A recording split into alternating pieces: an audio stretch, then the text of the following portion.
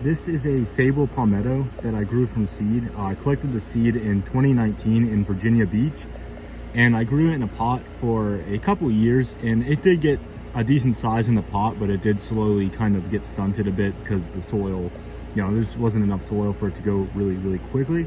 And also it's a Sabal, so Sabals are pretty slow. But I just wanted to show it. I planted this last fall, so not this past fall, but about a little over a year ago. And it is doing pretty well. It survived the winter. I didn't do anything to this palm. It did get some burn on the oldest fronds, but the middle frond did stay pretty much solid green.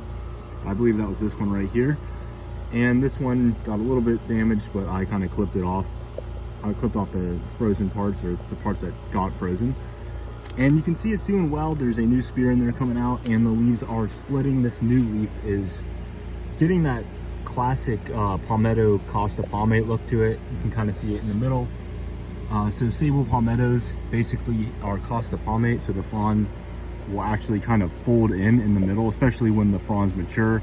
You can see it a little bit on this, but it'll be a lot more obvious when more mature fronds come out. Basically this part right here, well, if I can get it in a good view, this part right here will extend throughout the frond itself, and it kind of like folds down. So that's pretty neat. That's just with Sabal palmetto and a few other Sabals and a few other palms as well. But that's just a good way to differentiate a young Sabal palmetto between a Sabal minor.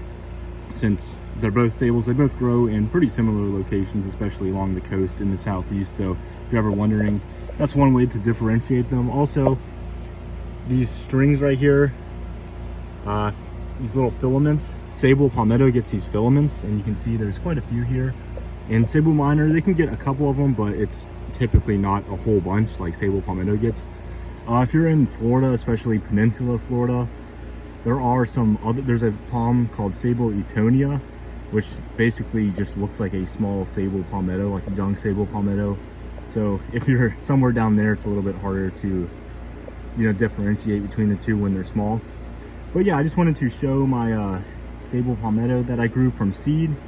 It's about 5 years old, but I did plant this just about a year ago, and it's kind of by this wall. You can see right there, this is the wall to the house.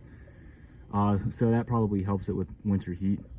But yeah, I just wanted to show that and give a little bit of information about them, and that is pretty much it.